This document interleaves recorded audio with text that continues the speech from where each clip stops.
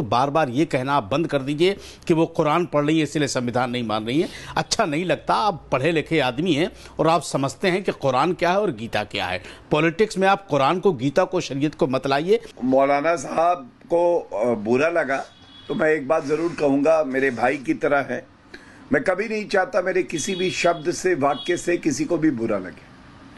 लेकिन एक बात बड़ी जिम्मेदारी से मैं कहता हूं, ये संविधान वर्सेस कुरान, संविधान वर्सेस शरिया मैंने नहीं शुरू किया। मैं कसम खाता हूं पाक कुरान की भी, आपके सर की भी, और अपने लिए जो पवित्र है, पावन है, रामचरितमानस और गीता की भी। मैं आपको बताऊं, जैसा इन्होंने कहा झारखंड में सरकार इंडी अलायंस कांग्रेस और जेएमएम की है, वहां पे हफीजुर हसन मंत्री हैं, उन्होंने कहा हमारे लिए पहले कुरान फिर संविधान, शपथ ली है संविधान की। अब आप मुझे बताइए, अगर पहले कुरान है और फिर संविधान है तो कौन ला रहा है कुरान को? उस मंत्री को कान से पकड़ के आप जैसे मौलाना निकालते क्यों नहीं बाहर? वहां तो आप चुप्पी साध लेते। दूसरी बात, आप मुझे ये बताइए, क्या ये उचित है जब कहा जाता है ममता बनर्जी द्वारा ये काफिरों के खिलाफ लड़ाई है, काफिरों के खिलाफ लड़ाई है। अब आप मुझे बताइए, कुरान में ही लिखा है काफिर कौन है? हम हिंदुस्तानी हैं, हम काफिर नहीं हैं। और अगर ममता बनर्जी एक मुख्यमंत्री होकर हमें काफिर बुलाएंगी तो हम बिल्कुल कहेंगे वो कुरान पढ़ रही हैं, संविधान नहीं पढ़ रही हैं। अब संविधान की बात कर लेते हैं। Law and order state subject है।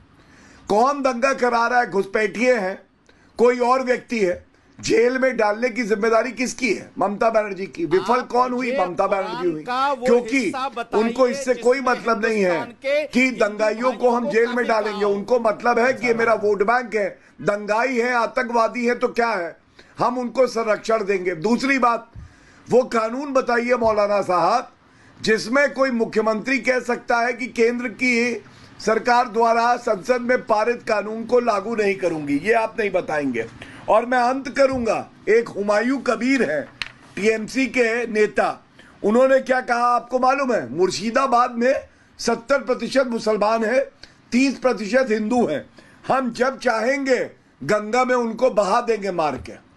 क्या बोला ममता बनर्जी ने? एक शब्द बोला, फिराद हकीम का मैंने बताया, मैंने उनके सांसद बापी हलदार का बताया और हुमायूं कबीर का बताया। जब आप खुद ऐसी भड़काऊ बातें करवाओगी तो आपके पास ये नैतिक बल नहीं है कि आप किसी और पे सवाल उठाओ। और ये मुर्शिदाबाद में जो दंगे हो रहे हैं, ये विफलता है ममता बनर्जी की, बिल्कुल स्पष्ट आपसे कहता हूं।